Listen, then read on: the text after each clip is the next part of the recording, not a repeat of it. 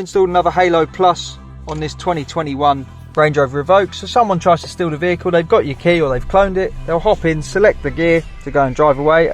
If you watch the clocks, you'll see it cuts out. So we just put it into drive, car cuts out, and the customer's also going to get a phone call. So when the car's parked around the corner, they're not around, they're obviously not going to know someone's in it and playing around, their phone's going to ring them.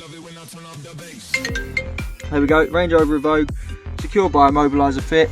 If the thief's silly enough to try again, they'll start it up, select their gear, horn's going to go mad, and we'll just pop the code in to silence it. You pop the code in, it silences the immobiliser, but the customer's also getting a phone call, so they know someone's in the car trying to take it.